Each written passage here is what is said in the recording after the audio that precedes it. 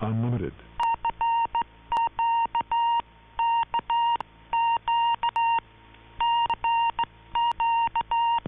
CQDX, CQDX, CQDX.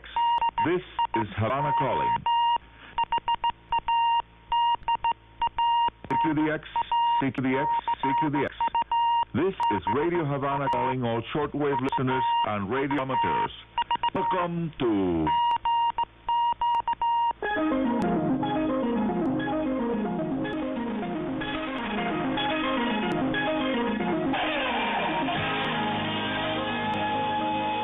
DXers Unlimited, Radio Havana's weekly feature dedicated to the fascinating world of radio communications.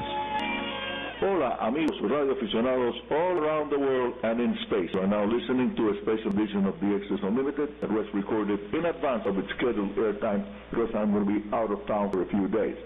So, apologies because today it will not be possible to provide our high frequency plus low band VHF propagation updates and forecasts that you like so much. That, all of you know, had to be prepared as close as possible to the actual airtime of the show. I'm your host, Arnaldo Arnie Coro, Radio Amateur 02KK, and here's item 1 of this special edition. It's related to a very interesting topic, minimalist low-part count radios. As our future Radio Amateurs training program advances at the Plaza and several radio clubs of the city of Havana, the idea is to have every student involved in assembling a shortwave radio, shortwave receiver, so that at the end of the training program, they could go home not only with the knowledge about radio amateur rules and regulations, electronics, basic electronics, antennas, and propagation, as well as the bylaws of our National Amateur Radio Federation, but also they're going to go home with a 40 meters band direct conversion receiver. As a matter of fact, the idea was very well received by the students and their teachers, so now we're gathering and testing the parts to build the prototype.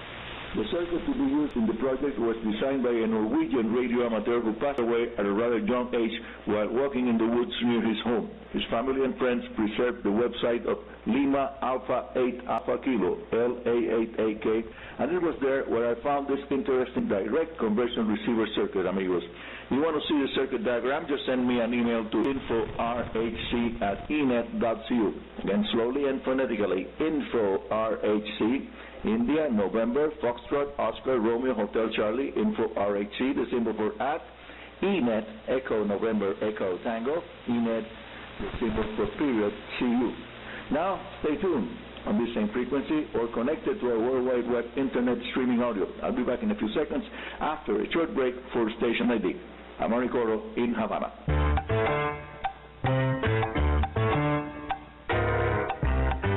This is Radio Havana Cuba. The name of the show is DXers Unlimited. It's on the air twice weekly. Here is now, for your information, our schedule. DXers Unlimited's weekend edition, the one that you are listening probably now or not, I don't know. Maybe you will be listening to the middle of the week program. Well, the weekend edition is on the air just after the top of the hour Radio Havana Cuba newscast. Remember, the weekend edition just after the Radio Havana Cuba hour, top of the hour newscast. The program is on the air several times all along the Sunday and Monday UTC days.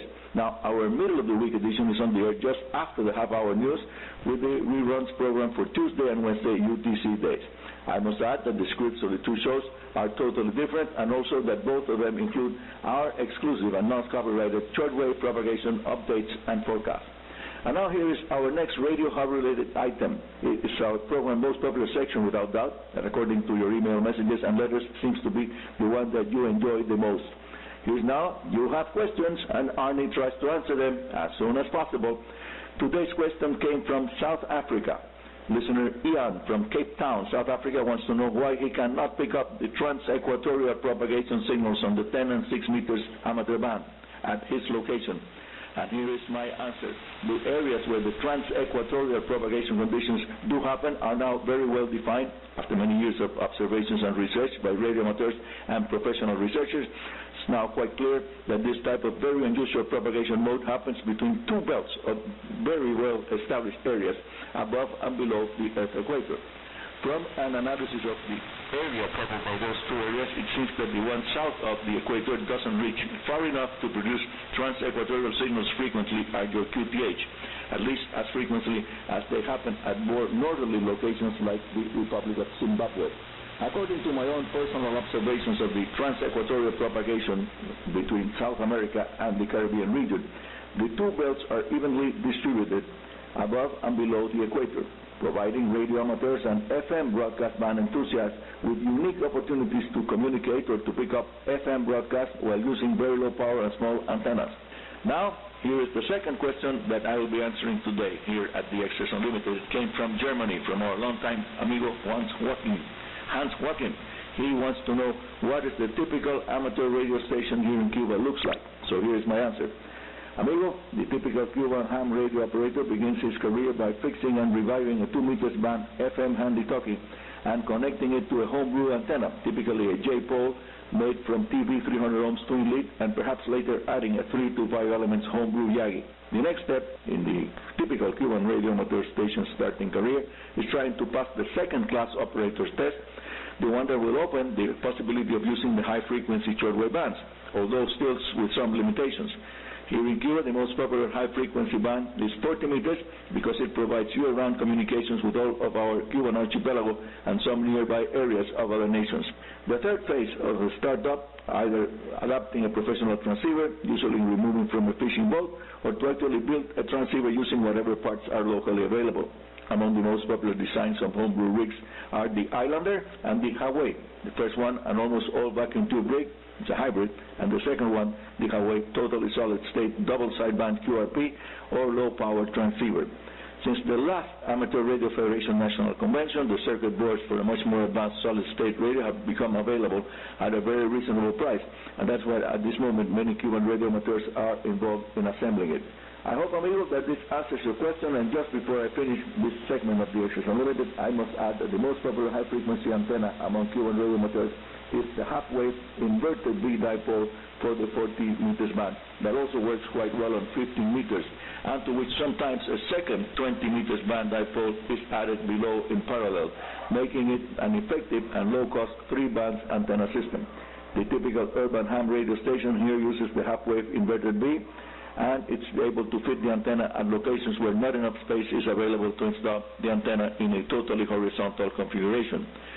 Nowadays, the most popular 2 meters band antenna for FM operation is the home-built Slim Jim, an original British design, the low takeoff angle antenna that is certainly superior to the classic J-pole omnidirectional antenna. Thank you very much for listening to this special edition of DXers Unlimited, amigos. And let me remind you all that we do QSL. Yes, we do verify all accurate reception reports. And sure, we would like very much to receive your reports. And after checking they are correct, according to our program schedules and contents, we then send you a nice QSL card. Send your QSL request with your senior reports, comments about our programs, and any Radio How related questions you may want to ask. Send it to info.rhc@enet.cu or via airmail to Arnie Coro, Radio Havana Cuba, Havana, Cuba. And that's all for today. This is Arnie Coro, Radio Amateur CO2KK, your host here at Radio Havana's DXers Unlimited, saying 73 and very good DX.